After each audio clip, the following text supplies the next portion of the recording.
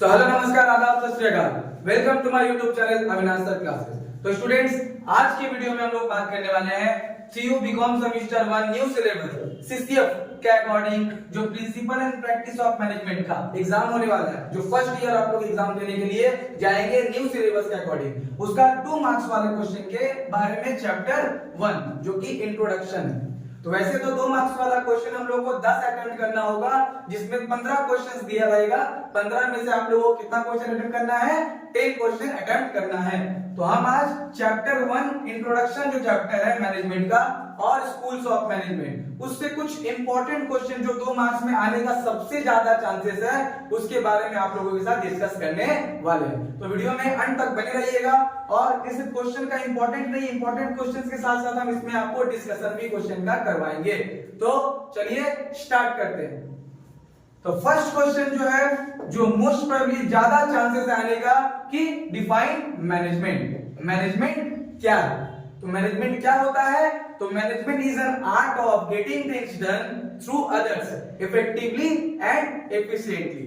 तो मैनेजमेंट क्या होता है स्टूडेंट्स? तो मैनेजमेंट कला है। मैनेजमेंट क्या है? कला। अपने काम को किसी अन्य व्यक्ति से कराने का जो कला होता है, उसी को हम लोग क्या कहते हैं? Management. Management is an art of getting things done through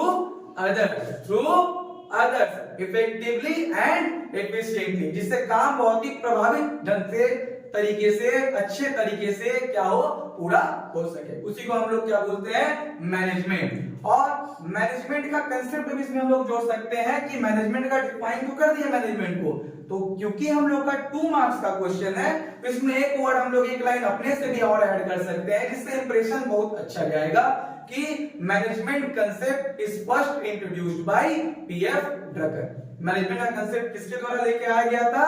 PF Drucker. And he is considered as father of management. He is considered as father of management. देखिए, लिखने का तरीका होना चाहिए।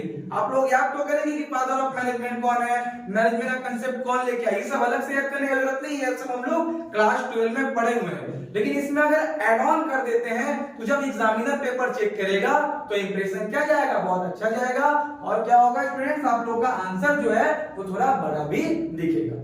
ठीक है, तो ये हो गया डिफाइन। अगर मैनेजमेंट आएगा तो इसको हम लोग आंसर कैसे कर सकते हैं? पहले तो मैनेजमेंट का डिफाइन कर दिए, उसके बाद 2 लाइन अपने से ऐड क्या कर सकते हैं कि management concept was first introduced by PF Drucker और he is regarded as father of management.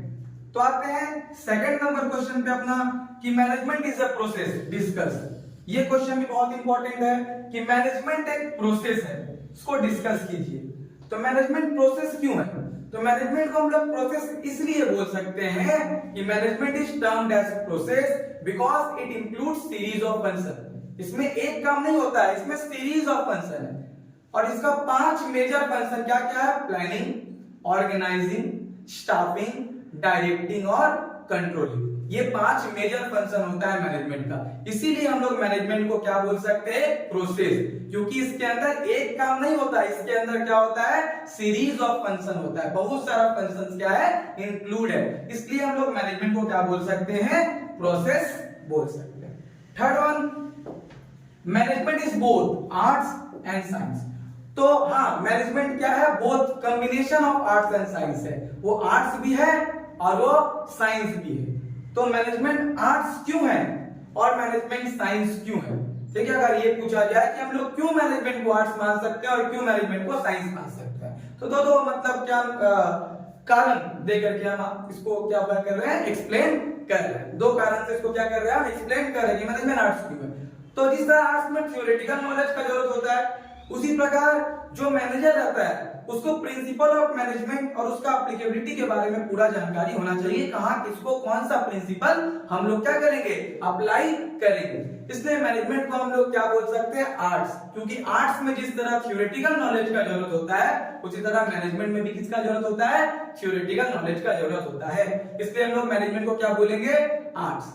उसके बाद पर्सनलाइज्ड एप्लीकेशन। जिस प्रकार आर्ट में क्रिएटिविटी का जरूरत होता है, किस तरह से कितने मतलब अच्छे ढंग से उस चीज को हम रिप्रेजेंट कर सकते हैं, उसी प्रकार मैनेजर के पास भी वो क्रिएटिविटी, वो एबिलिटी होना चाहिए, किस तरह से वो अपने काम को दूसरे बंदों से करवा सकता है। इसलिए हम लोग मैनेजमेंट को क्या मान सकते हैं? आर्ट्स मान सकते हैं।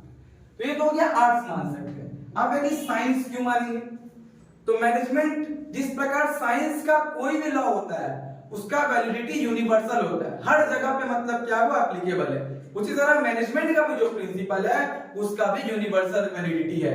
तो इस रीजन से हम लोग क्या बोल सकते हैं, मैनेजमेंट को साइंस मान सकते हैं।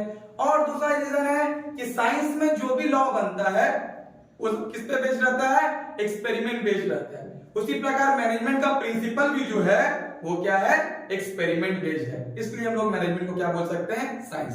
तो मैनेजमेंट आर्ट्स भी है, मैनेजमेंट साइंस भी है। क्या बोल सकते हैं, management is combination of arts and science. उसके बाद फोर्थ नंबर, अच्छा फोर्थ नंबर में आने से पहले एक और है कि मैनेजमेंट को हम लोग क्या प्रोफेशन मान सकते हैं। तो मैनेजमेंट को प्रोफेशन माना जा सकता है। क्यों माना जा सकता है? क्योंकि जिस प्रकार प्रोफेशन में स्पेसिफिक नॉलेज और स्किल का जरूरत होता है उसी प्रकार मैनेजर के लिए भी क्या होता है, मैनेजमेंट करने के लिए भी स्पेसिफिक नॉलेज और स्किल का जरूरत होता है। इसलिए उसको हम लोग क्या प्रोफेशन मान सकते हैं। लेकिन प्रोफेशन में जो दूसरा फीचर है प्रोफेशन का कि रेस्ट्रिक्टिव एंट्री, लेकिन मैनेजमेंट में कोई रेस्ट्रिक्टिव एंट्री नहीं है। एक रीजन का वजह से हम लोग क्या कर सकते हैं, उसको प्रोफेशन मान सकते हैं। वो रीजन कौन सा है कि इसके लिए स्पेसिफिक नॉलेज और स्किल का जरूरत होता है। और दूसरा रीजन ये भी है कि दोनों सर्विस मोटिव है। जिस प्रकार प्रोफेशन में सर्विस प्रोवाइड किया जाता है उसी तरह मैनेजर भी किसके लिए, अपना जो एम्प्लॉयर है उसको क्या देता है, अपना सर्विस प्रोवाइड करता है। इसलिए हम लोग मैनेजमेंट को प्रोफेशन भी मान सकते हैं। फिर है fourth number question, what is POSDCORB. POSDCORB क्या है? तो पहला बात आता है कि POSDCORB was coined by, POSDCORB किसके द्वारा लाया गया ये कंसेप्ट, तो POSDCORB was coined by Luther Gulick. क्या होगा, POSDCORB was coined by Luther Gulick. उसके बाद सबका पूरा फुल फॉर्म, ये ऐसा वर्ड है जिसमें पूरा मैनेजमेंट समाया हुआ है, एक ऐसा वर्ड है जिसमें पूरा मैनेजमेंट समाया हुआ है। सबसे पहले तो आप लोगों ने जान लिया कि पॉट स्कोर लाया कौन है, तो पॉट स्कोर किसके द्वारा लाया गया है, लूथर ग्यूलिक के द्वारा लाया गया है। अब इसका फुल फॉर्म का बात करें तो पी का मतलब होता है प्लानिंग, ओ का मतलब होता है ऑर्गेनाइजिंग, डी का मतलब होता है डायरेक्टिंग, एस का मतलब होता है स्टाफिंग, सीओ का मतलब होता है कोऑर्डिनेशन, आर का मतलब होता है रिपोर्टिंग और बी का मतलब होता है बजटिंग। बस इतना ही बात हम लोगों को लिखना पड़ेगा। पहले तो लाइन में लिखेंगे कि POSDCORB was coined by Luther Gulick. उसके बाद पॉट स्कोर का फुल फॉर्म लिख देना है कि पी का मतलब प्लानिंग हुआ, ओ का मतलब ऑर्गेनाइजिंग, उसके बाद डी का मतलब डायरेक्टिंग, एस का मतलब स्टाफिंग, सीओ का मतलब कोऑर्डिनेशन, आर का मतलब रिपोर्टिंग और बी का मतलब बजटिंग। उसके बाद अपना पांचवा क्वेश्चन है मेंशन लेवल्स ऑफ मैनेजमेंट। तो मैनेजमेंट का कितना लेवल होता है, how many levels of management are there, तो there are 3 levels of management. कितना लेवल होता है students, there are 3 levels of management. क्या क्या हुआ, टॉप, मिडिल और लोअर। टॉप मैनेजमेंट में कौन कौन सा मैनेजर लोग आते हैं, तो टॉप लेवल मैनेजमेंट में जनरल मैनेजर हो गया, मैनेजिंग डायरेक्टर, सीईओ, सीओओ, ये सब टॉप लेवल में आने वाले मैनेजर्स हैं। इन लोगों का काम क्या होता है, इन लोगों का काम होता है प्लानिंग बनाना और पॉलिसी फॉर्मुलेट करना, प्लानिंग बनाना, प्लानिंग करना और पॉलिसी फॉर्मुलेट करना। फिर आता है मिडिल लेवल। मिडिल लेवल में क्या होता है, जितना भी डिपार्टमेंट है मेरे ऑर्गेनाइजेशन में सबका हेड, यानी purchase manager, sales manager, production manager, इन लोगों का काम क्या है, इन लोग लिंक एस्टेब्लिश करता है किसके किसके बीच, टॉप लेवल और लोअर लेवल के बीच। टॉप लेवल इंस्ट्रक्शन देता है तो मिडिल लेवल लोअर लेवल तक पहुंचाता है, फिर उसका जो रिस्पांस होता है लोअर लेवल से लेके फिर वापस किसको पहुंचाता है, टॉप लेवल। तो ये क्या करता है, लिंक एस्टेब्लिश करता है और दोनों का बात को मतलब इधर से उधर करवाता है। तो ये मिडिल लेवल मैनेजर लोगों का काम है। लास्ट क्या है, लोअर लेवल। तो लोअर लेवल में वर्कर एम्प्लॉय नहीं आएगा, ये भी मैनेजमेंट लेवल का ही पोस्ट है, ये भी मैनेजर लेवल का ही पोस्ट होता है। इसमें सुपरवाइजर, इंस्पेक्टर, फोरमैन ये लोग आते हैं। इन लोगों का क्या होता है, इन लोग गाइड करता है वर्कर को, सुपरवाइज करता है, इंस्ट्रक्शन देता है और मोटिवेट करता है। काम करने के लिए क्या करता है, मोटिवेशन प्रोवाइड करता है। तो इस तरह से हम लोग का कितना लेवल हो गया, 3 लेवल हो गया और तीनों का क्या क्या काम है वो भी आप लोगों को हम बताएं। उसके बाद है 6 number question, what is social responsibility of management. Social responsibility of management, social responsibility of management का मतलब क्या होता है, जो भी ऑब्लिगेशंस है किसका, ऑर्गेनाइजेशन का, किसके प्रति, towards the society, towards the society, except economic objective. Economic objective को छोड़ के एक बिजनेस ऑर्गेनाइजेशन का सोसाइटी के प्रति, समाज के प्रति जो दायित्व होता है उसी को हम लोग क्या बोलते हैं, सोशल रिस्पॉन्सिबिलिटी ऑफ मैनेजमेंट बोलेंगे।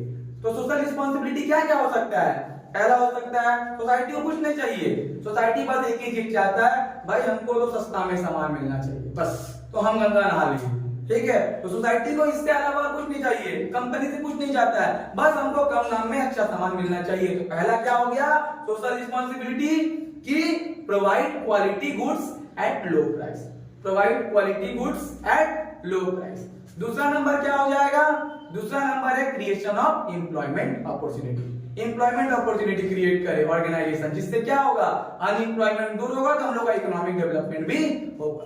तो ये हो गया social responsibility of management. Last है व्हाट इज साइंटिफिक मैनेजमेंट। तो साइंटिफिक मैनेजमेंट का अप्रोच FW टेलर के द्वारा लाया गया था, इसीलिए उनको फादर ऑफ साइंटिफिक मैनेजमेंट भी कहा जाता है। साइंटिफिक मैनेजमेंट का मतलब क्या हो गया? साइंटिफिक मैनेजमेंट का मतलब है application of science in each and every work of या in each and every activities of management. Management का हर एक एक्टिविटीज में किसका एप्लीकेबिलिटी लाना?